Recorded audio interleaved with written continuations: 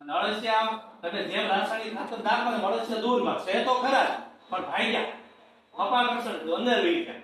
તમે હવે માનો કે તમારી જમીનને વ્યવસ્થિત એનો જમીનને સારી રાખવી હોય તો તમે છાણ નાખો ને ઓટોમેટિક ઉપર આવે. એટલું વિચારો આપણે આપણી ગાડી હોય તો રિલાયન્સ નું પેટ્રોલ નાખવા રેડી.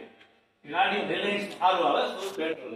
ગાડીમાં ધીરજી વસ્તુમાં આપણે આવું વિચારી લીધી પણ આપણા શરીરનું ક્યારે વિચાર્યું ક્યાંય ફલાણા પેટ્રોલ પંપે જાવ ને પેટ્રોલ ચોખ્ખું આવે. એ તમારે કદાચ ગાડી ખરાબ થાય એન્જિન ખરાબ તો હાલશે. આનું શું થાય? આના સ્પેર પાર્ટ કે મળવાના જ નથી. ખ્યાલ આવે એટલે ખેડૂત મિત્રો અને એ તમે શરૂઆત કરો બરાબર અને સારું લાગે છે અને સારું હું તો કહું લાગશે. સારું લાગશે એટલે આગળ અપનાવો. અને અમૂલ વાળા જે છે ને એ અત્યારે આ બધાય પાકી લોકો લે છે. ઘણી વાર માનો કે માર્કેટ ભાવ કોઈ બાજુનો હોય માનો કે બરાબર એના 400 રૂપિયા જે લોકો 600 આપે ઘણી વાર 800 દે એટલે એનું માર્કેટ નક્કી એવું નથી. માર્કેટ છે મોદી સાહેબે 2023 નું વર્ષ આપણે યુનો આવે કેમ આ સંસદ છે ભારતમાં તેમ સંયુક્ત રાષ્ટ્ર સંઘ વિશ્વની સંસદ એમાં 193 દેશ જોડાયેલા છે. એની અલગ અલગ સંસ્થા એની ખાઓ આવે ફૂડ એન્ડ એગ્રીકલ્ચર ઓર્ગેનાઇઝેશન એમાં ને આ બાજરીનું વર્ષ છે ને બાજરી ઇન્ટરનેશનલ મિલેટ યર 2023 બાજરીનું એને યા પ્રતિનિધિત્વ કર્યું અને 70 દેશોએ સમર્થન આપ્યું. બાજરી હું ડાયાબિટીસ માટે તો કે બાજરી સારી. જે લોકોને સુગર વધી જાય એ બાજરી છે ને એ જાડા ધાન્ય કહેવાય. બાજરી છે મકાઈ છે જુવાર છે 70 દેશ માનો હવે બાજરીની નિકાસ આપે તો ફાયદો કોને થવાનો છે? ખેડૂતોને. અને આખા એશિયામાં 70% બાજરી પાછું ભારત ઉત્પાદન કરે. ગુજરાતમાં આપણું બનાસકાંઠા આખા ભારતમાં જો તો રાજસ્થાન અમારો કે બાજરીની તમે સજીવ ખેતી કરો તો એમાં તમને કઈ મથામણ છે જ નહીં. જો બાજરી આમ તમે જો તો જંગલિયા જાત જેવી છે. તમે વ્યવસ્થિત સાચવો ને આ જીવામૃત ને બીજામૃત ને બધું કરો અગ્નિ અસ્ત્ર બરાબર બ્રહ્માસ્ત્ર એટલે બાજરી રોગ આવવાનો જ નથી. કાલ હવાર માનો કે આપણો દેશ રો ને અપેડા આવે બરાબર આપણી વસ્તુ બધી નિકાસ કરે વિદેશ લેવા. ઓથેન્ટિક વસ્તુ હોય તો દેશે કહી શકે ને ભાઈ અમારી વસ્તુ તો પરીક્ષણ આ વસ્તુ પરીક્ષણ કરો છોડ ગમે લેબમાં લઈ લો તો સજીવ ખેતી મિત્રો બહુ સારી છે. બધા અપનાવો. અને હું તો આમાં અભ્યાસ કરું. મારી જમીન મારું નામ લીંબાડી. હું છેલ્લા 10-12 વર્ષથી રાજકોટ રહું છું. જ્યારે શિક્ષકમાં લાગ્યો ત્યારે એટલે આપણે હિસાબ કરી કે આપણી જમીન રહી ને એમાં આ ભવિષ્યમાં કરવું ખરું. અને મિત્રો એક ઈ ખરું મારા ટચમાં મારે જે મારા ઉપર 4 પ્રોફેસરો એટલે ક્લાસ અધિકારી એવા માણસો તમે રાખી લો ને તમારો પાક ઘરેથી આખું ડિમાન્ડ આવે.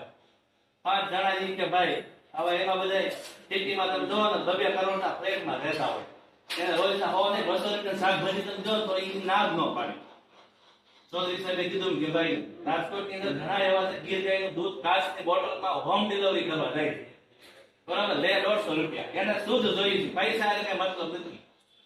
રાજકોટનો કાલાવા રોડ શાકભાજી વેચતા હોય તેવી મુજબ લોકો ત્યાં તમે જાઓ ને થોડી વાર ઊભું રહેવાનું કઈ બોલવાની માર્ક કરવાનું બાપુ બધા આવે ભાઈ 2 કિલો ટમેટા જો ફલાણું જો પૈસા કેટલા દેવાના ભાવ કઈ પૂછતું નથી. અને આપણે આવા અને સૌરાષ્ટ્ર કેન્દ્ર ત્યાં કહેવાય રાજકોટ બરાબર. અને રાજકોટની અંદર આના અમે મેળાએ ભરાય છે વીકેન્ડમાં રવિવાર હોય ને ત્યારે અમુક જગ્યાએ છે ને બધા પોતાના પાક લઈને આવે છે. હવે ત્યાં તમે શર્ટી લઈને ઉભા રહ્યો કે જો આ મારા ને આ મારું ફલાણી વસ્તુ આ મારું તેલ કે આ મારો ભીંડો આ મારો ગુવાર બરાબર. શરૂઆતમાં તમે અહીંયા જાઓ થોડી નામના કરો તમને 5 જણા ઓળખે પછી ખબર પડે કે પ્રવીણભાઈ જાવ એ વસ્તુ સારી પછી બ્રાન્ડ બની જાય. પ્રવીણભાઈ શું બની જાય બ્રાન્ડ. સવારમાં આપણે ઓછું નથી ભાઈ કોલગેટ આપો ખરેખર પેસ્ટ કહેવાય પણ કોલગેટ આપણા મનમાં આવે ને આમ ફિટ થઈ ગઈ છે એટલે એવી વસ્તુ છે બધી બરાબર. હવે વિશેષ ક્યારે બીજી મીટિંગ મળે ત્યારે બધા એવી કહીશ તક આપે. અને આપણે જે સજીવ ખેતી કરી એનું કામ હું બીજાને સમજાવો તમે તો કરવાના છો. અને આમાં જે ધીરજ વાળો માણસ હોય ધીરજ વાળો એનું જ કામ છે. ઉતાવળિયા ન આવે ધીરજ રાખે નિરાશ રાખે બરાબર. બાકી પાટલા સાહેબ એ કીધું કે દવા સાથે નવરું થાય બેવું કોઈ ગામના ઓળખ એવું કામ નહીં બરાબર. પેલા તો ને ખેડૂત તરીકે આપણે બચવું ને ઈ જ આપણે હે ને બાકી અમેરિકા વાળા ભવિષ્ય બાકી કે 2030-35 માં ગુજરાતની અંદર ને ભારતની અંદર ઘરે ઘરે કેન્સરના ખાટલા હોવાના ત્યાં આવી જાય વસ્તુ. તો તમે ઓલો કોરાજો પ્રોક્લેર દવા તમે જાણો છો બરાબર. આપણે 2001 માં એક 98 ડ્યુપેનનું અવાર્ડ આવ્યું, ખબર છે? એકવાર મારું 15 દિવસ ઉપર ફ્લાવર હોય, ફ્લાવર તો ભાઈ ઉપર આવે, બરાબર, ઈયળો નીચે હોય, દવા દેવી કે ઈ ફ્લાવર ની અંદર ઉતરે, આખી સિસ્ટમ થી કામ કરે, ઈયળો ઈ ખાય, રસ ચૂસે, ઈ રસ જાય પેટમાં એટલે એની સિસ્ટમ બંધ કરી દે, ખાવાનું બંધ થઈ જાય પૂરું. અને આપણે માનો કે વાવેલું ત્યાં દવા છાંટી, બીજે દી ઉતારી માર્કેટમાં, ત્રીજા આપણે ઘરે રંધાઈ ખવાય અંદર આપણા શરીરમાં હે ને દવા જમા ખાતી જાય, પછી એનો વિસ્ફોટ એકથી થાય. અમુક આપણું શરીર નબળું પડે ને ત્યારે આ રોગ ની હે ને રોગ ભર કરી દે, પછી એનો કોઈ ઈલાજ નથી. એટલે એક ખેડૂત હોવાનો હે ને એક આપણો ગર્વ હોવો જોઈએ કે હું ખેડૂત છું. બધા કદાચ સુખી ગણો તો ખેડૂત. હું રાજકોટ રહું છું, આ ગમતું ઘરના નોકરી હે, પછી રાજકોટ રહેવાય નહીં કોઈ દી.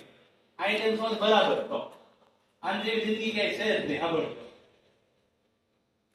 બરાબર. ત્યાં ખાલી હે ને આરસીસી ના જંગલો છે, હું તો એમ જ આરસીસી જંગલ જ કહું, બધું બાંધકામ રહ્યા ને આરસીસી ના જંગલો છે, બીજું શું રોડ રસ્તા ના બધું તાપમાન એટલું માણસોને આ લોકોનો આવે સવારે સંસ્થા વાળા કે ગ્લોબલ વોર્મિંગ, વૈશ્વિક તાપમાન હે એટલી લેવલે જાવ તો બધા એસી કેટલું વાપરે એ જોવો. એનો સીએફસી વાયુ નીકળે ને એ આમું કાર્બન ટૂંકમાં આવે વાતાવરણમાં, સૂર્યના પારજાંબી કિરણો, પણ ઓઝોનનું સ્તરથી નુકસાન કરે. ઓઝોનમાં ગાબડા પડે એટલે આપણે જો ટેમ્પરેચર કે 45 ડિગ્રી, જ્યાં વરસાદ પડે ને એક ક્યારે પડે, ન પડે ત્યાં કાંઈ નહીં.